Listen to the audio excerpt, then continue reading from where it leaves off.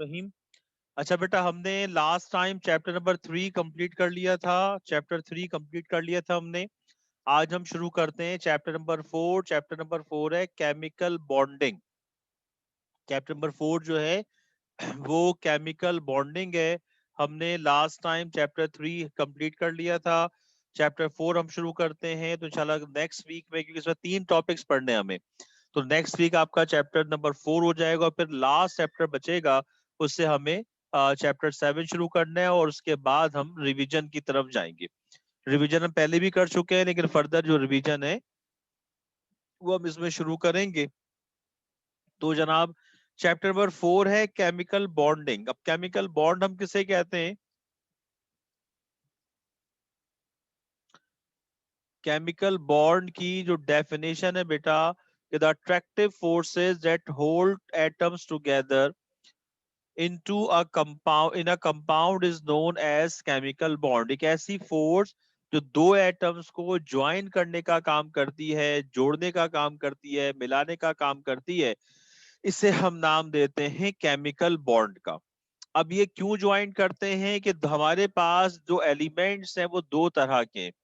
दो ऐसे एलिमेंट्स हैं जिनका आखिरी शेल के होता है, और इसके अलावा जितने एलिमेंट्स हैं इनका आखिरी शेल जो है वो, इनका जो लास्ट शेल होता है वो होता है एल से लेकर क्यू तक।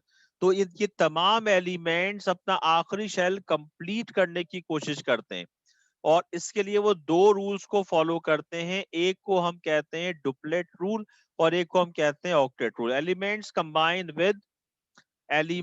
Combine with one or another in order to attain stable electronic configuration of noble gas by losing or gaining or sharing of electron and tends to fulfill their octet। Her element अपने shell को complete करना चाहता है, और इस complete करने के लिए या तो वो इलेक्ट्रॉन की शेयरिंग करता है, या वो इलेक्ट्रॉन को लूज करता है, या गेन करता है, और इस तरह एक फोर्स जनरेट हो जाती है। इस फोर्स को हम कहते हैं केमिकल बॉन्ड। अपने शेल को कंप्लीट करने के लिए अपने शेल को कंप्लीट करने के लिए एलिमेंट्स अब एक फोर्स जनरेट कर लेता है, ताकि या तो वो अपना इलेक्ट्रॉन लूज कर दे, या दूसरे का इलेक्ट्रॉन गेन कर ले, या फिर वो इलेक्ट्रॉन्स की शेयरिंग कर ले। इस फोर्स को जो एलिमेंट जनरेट करता है, इसे हम नाम देते हैं इसे हम नाम देते हैं केमिकल बॉन्ड का। अगर एलिमेंट्स इलेक्ट्रॉन को लूज और गेन करेगा, तो इसे हम नाम देते हैं आयोनिक बॉन्ड का। अगर म्यूचुअल शेयरिंग होती है तो उसको हम नाम देते हैं कोवेलेंट बॉन्ड का। और अगर उसमें वन साइडेड शेयरिंग हो, म्यूचुअल शेयरिंग के माने क्या है? कि दो एलिमेंट्स हैं और दोनों एलिमेंट्स अपने अपने इलेक्ट्रॉन को शेयर करेंगे तो कहलाएगी म्यूचुअल शेयरिंग। और अगर वो वन साइडेड शेयरिंग होती है, अगर वन साइडेड शेयरिंग है, तो वन साइडेड शेयरिंग को जो है वो हम नाम देंगे, यानी कि एक ही एलिमेंट इलेक्ट्रॉन को जो है प्रोवाइड कर रहा हो, तो उसको हम नाम देंगे वन साइडेड शेयरिंग का। और बॉन्ड कहलाएगा कोऑर्डिनेट कोवैलेंट बॉन्ड। लिहाजा तीन टाइप्स के बॉन्ड हो जाते हैं। Types of bond: ionic bond, जिसको हम इलेक्ट्रोवैलेंट बॉन्ड भी कहते हैं, कोवैलेंट बॉन्ड, और कोऑर्डिनेट कोवैलेंट बॉन्ड। इस कोऑर्डिनेट कोवैलेंट बॉन्ड को डेटिव बॉन्ड भी कहा जाता है। कोऑर्डिनेट कोवैलेंट बॉन्ड को हम डेटिव बॉन्ड भी कहते हैं। ठीक है जी। अच्छा देखिए, आपके पास जो सिलेबस है उसमें 3 से 4 टॉपिक्स हमें पढ़ने। एक डायपोल मोमेंट पढ़ना है, एक हमें पढ़ना है बॉन्ड एनर्जी, एक हमें पढ़ना है हाइब्रिडाइजेशन और उसकी टाइप्स, और आखिर में अगर थोड़ा सा हम पढ़ा देंगे आपको शेप ऑफ मॉलिक्यूल्स। तो dipole moment, bond energy, hybridization और शेप ऑफ मॉलिक्यूल, 4 टॉपिक्स हमें डिस्कस करने। इसमें जो सबसे ज्यादा मोस्ट इंपॉर्टेंट टॉपिक जो लाजमी तौर पर पेपर में पूछा जाएगा, इस साल पेपर में लाजमी तौर पर आएगा, वो टॉपिक है हाइब्रिडाइजेशन। ठीक है, तो हाइब्रिडाइजेशन का टॉपिक है जो हम इंशाल्लाह कल मैं हाइब्रिडाइजेशन का इंट्रोडक्शन करवाऊंगा। तो आप कोशिश करें कि अपनी क्लास में आप लाजमी तौर पर क्लासेस में आए। और एक और बात, अगर कुछ बच्चों जो जो बच्चे जिन बच्चों को नेट में प्रॉब्लम हो रही है, वो सेंटर आकर क्लास ले सकते हैं।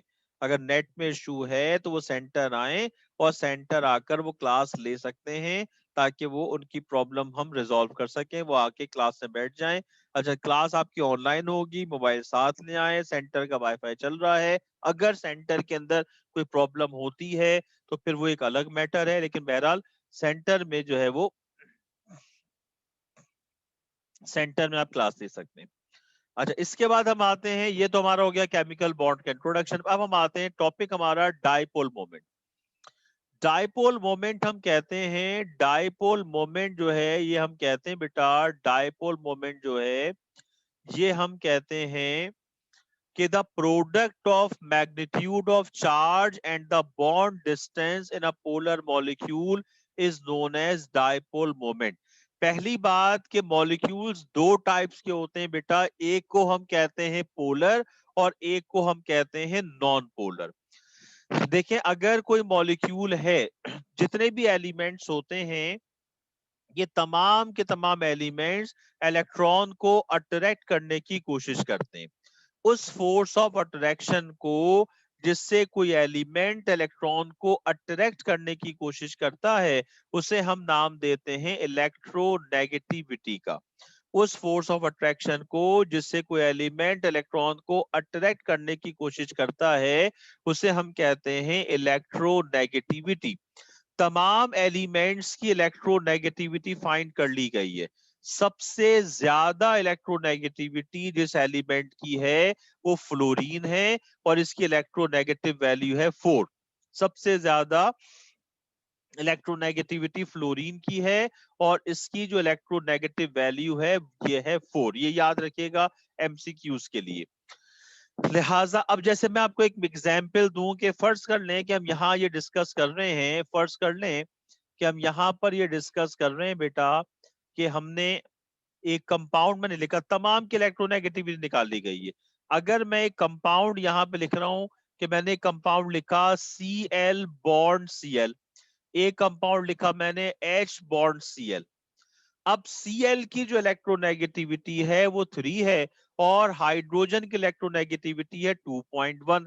तो क्लोरीन की इलेक्ट्रोनेगेटिविटी ज्यादा है, स्ट्रेंथ या ताकत ज्यादा है इलेक्ट्रॉन अटैक करने की, तो क्लोरीन हाइड्रोजन के इलेक्ट्रॉन को अपने करीब कर लेगा। इस पर आ जाएगा पार्शियल नेगेटिव, और हाइड्रोजन पे आ जाएगा पार्शियल पॉजिटिव। जिससे इलेक्ट्रॉन दूर होता है उस पर पॉजिटिव चार्ज आता है, जिसके इलेक्ट्रॉन करीब होता है उस पर नेगेटिव चार्ज आता है। तो ऐसे कंपाउंड को जिसके ऊपर पॉजिटिव और नेगेटिव चार्जेस आ जाएं, उन्हें पोलर कंपाउंड कहा जाएगा। लेकिन अगर आप पहली एग्जांपल देखें, Cl बॉन्ड Cl, अब दोनों क्लोरीन है, लिहाजा दोनों की ताकत बराबर है, तो इलेक्ट्रॉन कहीं भी नहीं जाएगा, सेंटर में रहेगा और दोनों पर कोई चार्ज नहीं आएगा। इसे हम कहेंगे नॉन पोलर। तो अगर सिमिलर एटम्स से मॉलिक्यूल बन रहा है तो वो नॉन पोलर होगा। अगर डिफरेंट एटम से मॉलिक्यूल बन रहा है तो वो पोलर होगा। पॉजिटिव और नेगेटिव चार्ज का अमाउंट डिपेंड करेगा इलेक्ट्रोनेगेटिविटी के डिफरेंस पर। जितना ज्यादा डिफरेंस होगा, इतना ज्यादा अमाउंट ऑफ चार्ज होगा। सही जी, क्लियर है यहां तक? अब आते हैं कि जो डायपोल मोमेंट की हम बात कर रहे हैं, तो डायपोल मोमेंट बेसिकली प्रोडक्ट होगा चार्ज और डिस्टेंस का, कि मॉलिक्यूल्स के दरमियान जो डिस्टेंस है और उस पर जो चार्ज है, उसके प्रोडक्ट को हम कहेंगे डायपोल मोमेंट। इसको हम शो करते हैं म्यू से, और ये किसके इक्वल हो जाएगा? ये इक्वल हो जाएगा, ये इक्वल हो जाएगा mu is equal to Q into D. Q charge है और डी जो है वो डिस्टेंस है। इसकी जो डायरेक्शन होती है बेटा, हम डायरेक्शन शो करते हैं इसको एरो से, और एरो के पीछे क्रॉस। ये एरो के पीछे क्रॉस लगा हुआ है, ये प्लस नहीं है बल्कि ऐसे, ये प्लस नहीं है बल्कि क्या होगा, ये एरो ऐसे बनाएंगे, ये आपने एरो बना दिया और एरो के पीछे से क्रॉस बना देंगे। सही है। एरो का जो हेड है ये होता है towards the higher electronegative element, उस एलिमेंट की तरफ जिसकी इलेक्ट्रोनेगेटिविटी ज्यादा है, और उसका जो टेल या क्रॉस है वो उसकी तरफ होगा जहां इलेक्ट्रोनेगेटिविटी कम है। सही है। तो हाइड्रोजन से ज्यादा है फ्लोरीन की इलेक्ट्रोनेगेटिविटी, तो एरो का हेड जो है फ्लोरीन की तरफ है। सही है बेटा। इसकी यूनिट अगर आप देखें तो यूनिट इसकी क्या होगी, मेजरमेंट मींस यूनिट, इसकी जो यूनिट होगी बेटा वो यूनिट क्या होगी, इसकी जो यूनिट होगी वो यूनिट क्या होगी, इसकी जो यूनिट होगी वो यूनिट क्या होगी इसकी, ये यूनिट जो है ये होगी सीजीएस सिस्टम में, इसकी यूनिट होती है ESU इनटू सेंटीमीटर, और इसको हम कंबाइन करके कहते हैं एक्स, क्या कहते हैं इसको हम, डी बाय, जो साइंटिस्ट का नाम है पीटर डी बाय। तो ये एमसीक्यूज के लिए बहुत इंपॉर्टेंट है, याद रखिएगा कि डाइपोल मोमेंट की वैल्यू डी बाय होती है, और 1 डी बाय किसके बराबर होगा, 10⁻⁻18 ESU इंटू सेंटीमीटर के। 1 डी बाय किसके इक्वल हो जाएगा, 10⁻⁻18 ESU इंटू सेंटीमीटर के बराबर होगा 1 डी बाय। ठीक है, 1 debye is equal to 10⁻⁻18 ESU into centimetre, जबकि इसकी जो ऐसा यूनिट है ये होती है coulombs into metre.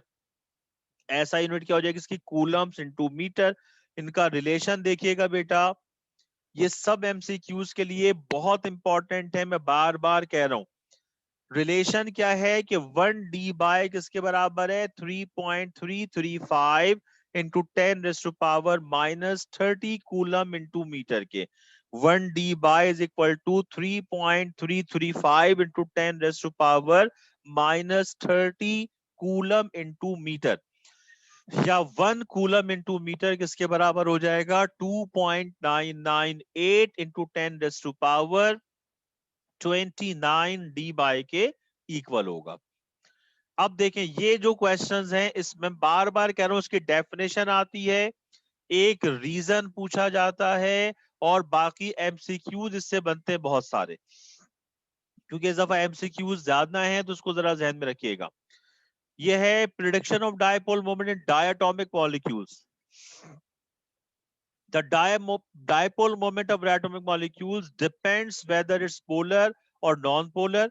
For a non-polar molecule, it is zero. अगर non-polar है, जैसे मैंने अभी तुम्हें बताया था, अगर non-polar है, अगर नॉन पोलर है और उस पर कोई चार्ज नहीं है, तो नॉन पोलर के लिए डायपोल मोमेंट जीरो होगा। तीन ऐसे मॉलिक्यूल्स हैं जिनकी डायपोल मोमेंट की वैल्यू जीरो होती है। तीन ऐसे मॉलिक्यूल्स हैं जिनकी डायपोल मोमेंट की वैल्यू जीरो होगी। एक नॉन पोलर, ये अच्छी तरह याद रखो एमसीक्यूज के लिए, एक नॉन पोलर, दूसरा जो है लीनियर, और तीसरा सिमेट्रिकल। या तीन वर्ड्स आ जाएं, non polar, linear, symmetrical, non polar, linear, symmetrical, non polar, linear, symmetrical. जहां ये तीन वर्ड्स आ जाएं, नॉन पोलर है या लीनियर है या सिमेट्रिकल है, तो उसकी जो डायपोल मोमेंट की वैल्यू होगी वो जीरो होगी। सही है बेटा। लिहाजा से डायटोमिक कहेंगे ऐसे मॉलिक्यूल्स को जिसमें सिर्फ दो एटम्स या दो एलिमेंट्स होंगे, वो डायटोमिक कहलाएंगे। जैसे यहां देखें ये HCl है, ये पोलर है, इसकी कोई ना कोई डायपोल मोमेंट की वैल्यू होगी। लेकिन Cl नॉन पोलर है, तो इसकी डायपोल क्या हो जाएगी, zero. Prediction of dipole moment in polyatomic molecules. Polyatomic molecules क्या हैं, कि जहां पर पॉलीएटॉमिक मॉलिक्यूल्स के माने क्या होंगे, जहां पर दो से ज्यादा एलिमेंट्स होंगे वो पॉलीएटॉमिक मॉलिक्यूल कहलाएगा।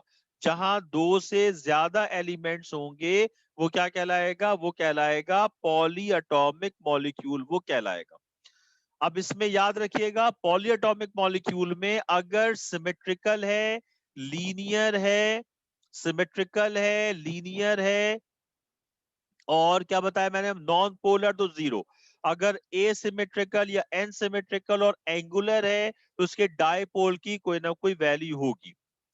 ठीक है, ये अब इसमें देखिएगा, ये इसमें आपको गिवन है, क्या चीजें आ जाएंगी, ये देखें, ये रीजन आती है बेटा, ये रीजन आती है। अब क्या आपको बताया, कार्बन डाइऑक्साइड, रीजन ये आती है कि carbon dioxide is a polar molecule, carbon dioxide is a polar molecule but has zero dipole moment.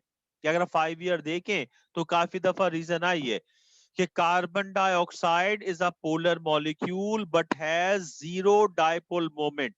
उसकी वजह क्या है? कार्बन डाइऑक्साइड पोलर है, इस पर पॉजिटिव और नेगेटिव चार्जेस हैं, लेकिन इसका डाइपोल क्यों जीरो होगा? क्योंकि कार्बन डाइऑक्साइड की ज्योमेट्री लीनियर है। मैंने अभी आपसे क्या कहा था? अगर लीनियर होगा, सिमेट्रिकल होगा और नॉन पोलर होगा तो डाइपोल जीरो है। अगर पोलर है, अनसिमेट्रिकल है, एंगुलर है, तो कोई ना कोई डाइपोल की वैल्यू जीरो होगी, वो कम हो या ज्यादा हो बट होगी। 6 बातें याद रखिएगा। Non polar, linear, symmetrical, dipole zero. ठीक है? पोलर, अनसिमेट्रिकल, एंगुलर, डाइपोल की कुछ ना कुछ वैल्यू होगी। तो कार्बन डाइऑक्साइड पोलर है लेकिन लीनियर है, लिहाजा कार्बन डाइऑक्साइड की डाइपोल मोमेंट की वैल्यू जो है वो जीरो होगी। ठीक है बेटा? इसके बाद आ जाएं, अब यहां से सल्फर डाइऑक्साइड क्या लिखा हुआ है? Sulphur dioxide is angular. Angular के माने क्या है? इसकी कोई ना कोई डाइपोल मोमेंट की वैल्यू होगी। Carbon tetrachloride symmetrical. सिमेट्रिकल के क्या माने होंगे? कि कार्बन टेट्राक्लोराइड की डाइपोल मोमेंट की वैल्यू जीरो है। ठीक है? इसके बाद क्लोरोफॉर्म। क्लोरोफॉर्म एसिमेट्रिकल या अनसिमेट्रिकल। अनसिमेट्रिकल के माने क्या है? कि इसकी डाइपोल मोमेंट की कोई ना कोई वैल्यू होगी। ये पॉइंट ध्यान रखिएगा। देखिए, लीनियर अगर है, linear geometry, dipole zero. Linear geometry, dipole zero. Symmetrical है, डाइपोल जीरो। सिमेट्रिकल है, डाइपोल जीरो। एसिमेट्रिकल या अनसिमेट्रिकल है तो डाइपोल क्या हो जाएगी? जीरो हो जाएगी। ये बात है। और अगर नॉन पोलर है, जब भी डाइपोल जीरो हो जाएगा। ठीक है बेटा? क्लियर है? यहां तक बात समझ में आ रही है? इसके बाद आ जाए,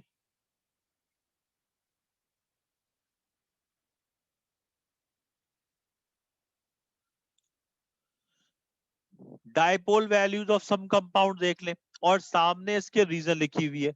डाइपोल मोमेंट की वैल्यू और सामने इसकी रीजन लिखी हुई है बेटा। HCl की डाइपोल मोमेंट है 1.03 क्योंकि डायटोमिक मॉलिक्यूल है।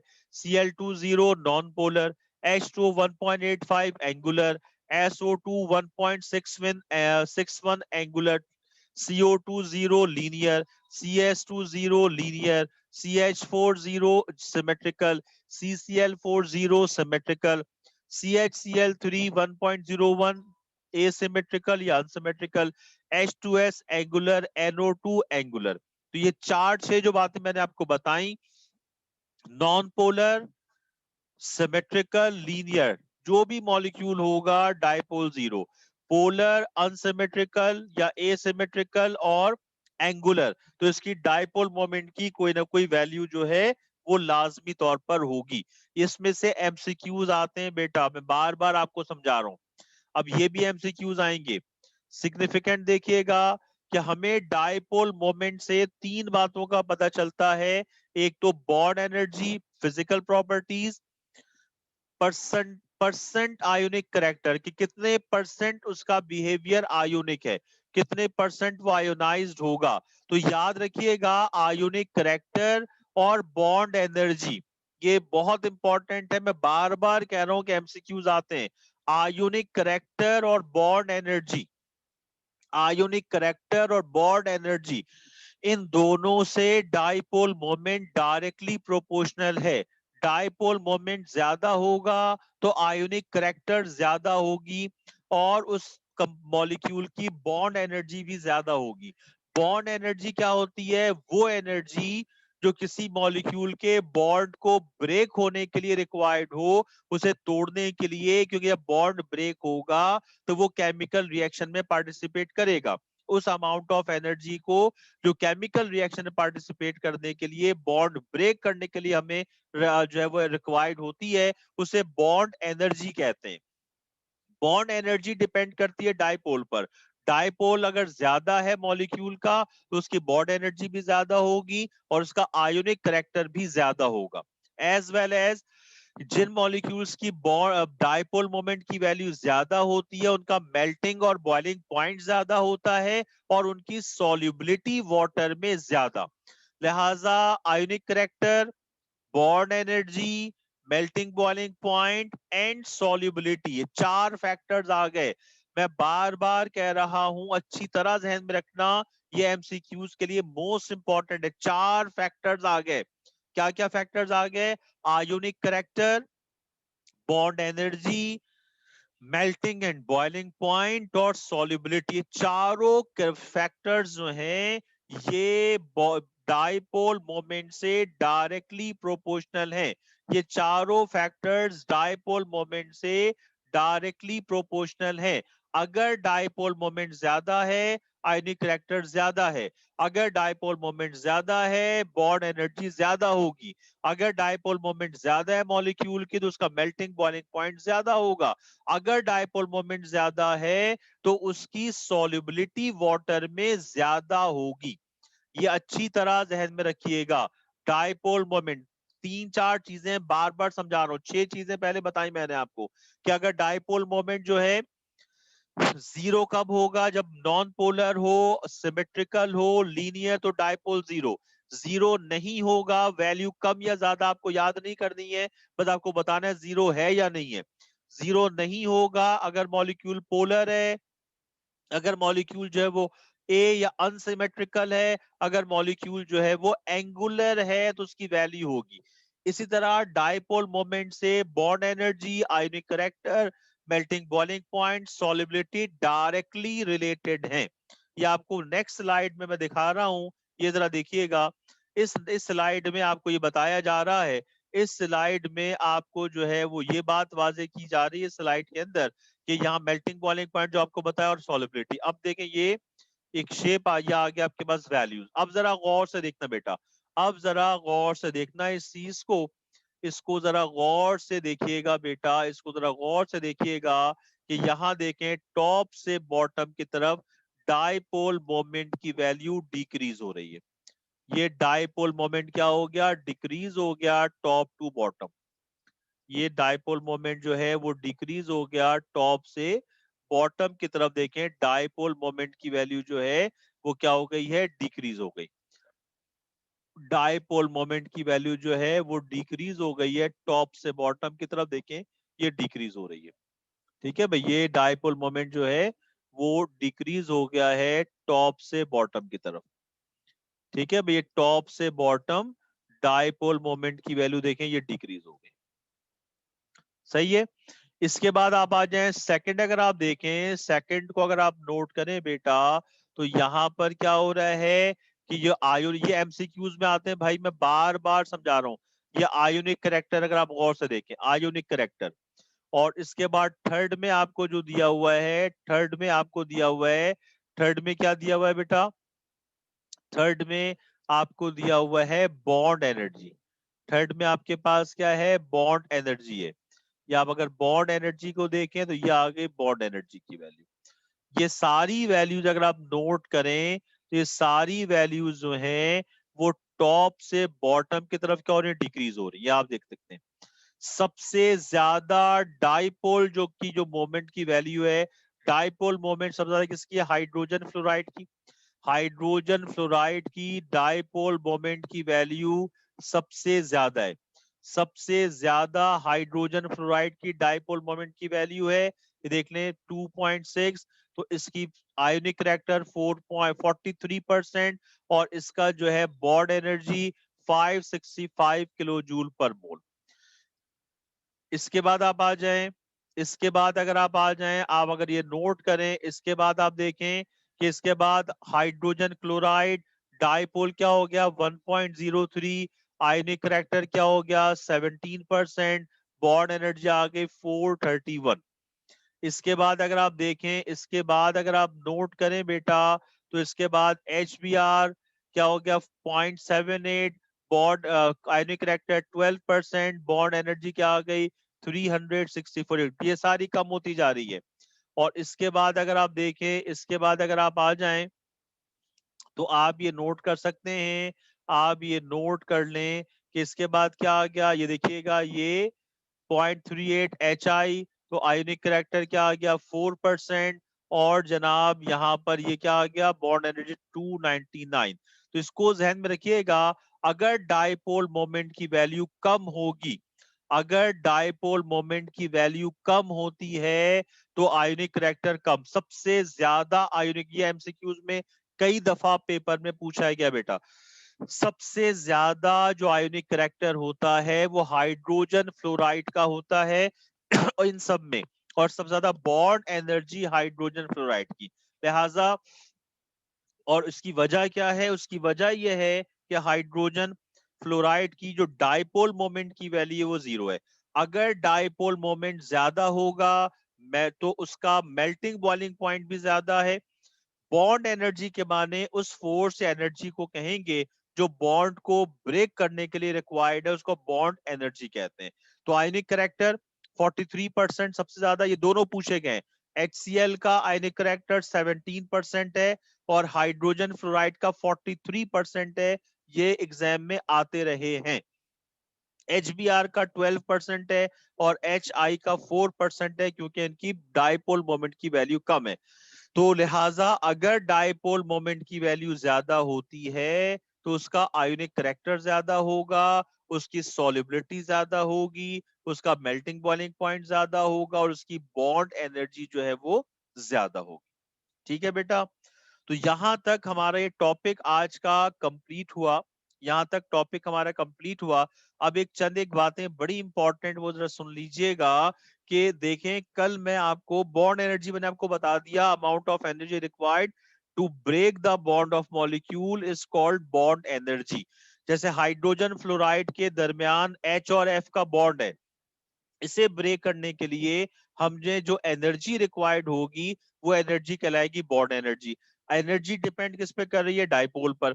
अगर डायपोल ज्यादा है तो एनर्जी ज्यादा है। एनर्जी ज्यादा होने के माने हमें ज्यादा एनर्जी देने के माने क्या होंगे कि उस रिएक्शन जो है वो स्लो हो जाएगा, क्योंकि जब तक ये ब्रेक नहीं होगा उस वक्त तक रिएक्शन नहीं होगा। इसको ब्रेक करने के लिए हमें ज्यादा एनर्जी चाहिए, तो रिएक्शन क्या हो जाएगा? स्लो डाउन हो जाएगा।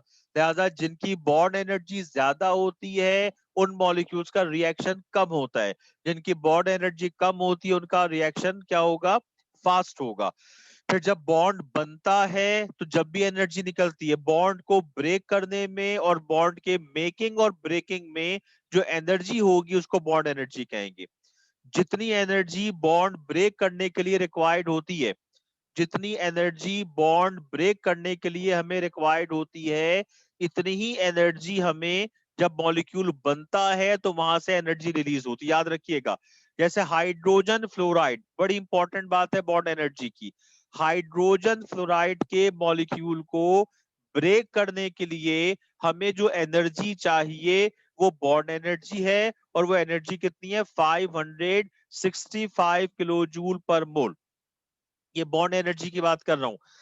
हाइड्रोजन फ्लोराइड को ब्रेक करने के लिए हमें जो एनर्जी चाहिए वो एनर्जी कितनी है? 565 किलो जूल पर मोल एनर्जी है। लिहाजा जब हाइड्रोजन और फ्लोरीन आपस में मिलेंगे, जब हाइड्रोजन और फ्लोरीन आपस में मिलेंगे, जब हाइड्रोजन और फ्लोरीन मिलेंगे और मिलकर हाइड्रोजन फ्लोराइड बनाएंगे, तो इस दौरान 565 किलो जूल पर मोल एनर्जी रिलीज होगी। ठीक है, अच्छा थोड़ा सा वेट करें। तो वो बॉन्ड एनर्जी, हाइड्रोजन फ्लोराइड को ब्रेक करने के लिए 565 किलो जूल पर मोल एनर्जी चाहिए। जब हाइड्रोजन फ्लोराइड की फॉर्मेशन होगी तो इसमें से 565 किलो जूल पर मोल एनर्जी रिलीज होगी। यानी जो बॉन्ड मेकिंग प्रोसेस है वो एक्सोथर्मिक होता है और बॉन्ड ब्रेकिंग प्रोसेस जो है वो एंडोथर्मिक होता है। इस तरह हाइड्रोजन आयोडाइड, इसमें बॉन्ड एनर्जी 299। इसके क्या माने होंगे? जब हाइड्रोजन आयोडाइड का मॉलिक्यूल ब्रेक होगा तो 299 किलो जूल पर मोल एनर्जी इसको प्रोवाइड करनी होगी, और जब हाइड्रोजन आयोडाइड का मॉलिक्यूल बनेगा तो वहां से 299 किलो जूल पर मोल एनर्जी जो है वो रिलीज होगी। ये हो गया बॉन्ड एनर्जी का टॉपिक। बॉन्ड एनर्जी इस बात पर भी डिपेंड करती है कि बॉन्ड लेंथ क्या है। कल मैं आपको इसकी डायग्राम दिखा दूंगा, लेकिन कल की क्लास बहुत बहुत बहुत इंपॉर्टेंट है बेटा, क्योंकि हम कल इंशाल्लाह ताला हाइब्रिडाइजेशन की बात करेंगे। तो जो बच्चे आज एब्सेंट हैं, आज स्ट्रेंथ कम है, जो बच्चे एब्सेंट हैं ये कल की क्लास आप सबको इन्फॉर्म कर दें कि कल की बड़ी इंपॉर्टेंट क्लास है। और ये भी कि देखें, अगर आपको प्रॉब्लम हो रही है, कोई नेट का इशू है, तो आप सेंटर आके क्लासेस ले सकते हैं। एक दिन से मसला हुआ था फर्स्ट डे, शायद खातिम आए थे तो फर्स्ट डे मसला हुआ था, बट अब आप सेंटर आ सकते हैं और सेंटर से आप क्लासेस ले सकते हैं। ठीक है बेटा, तो हम यहाँ तक अपना टॉपिक कंप्लीट करते हैं।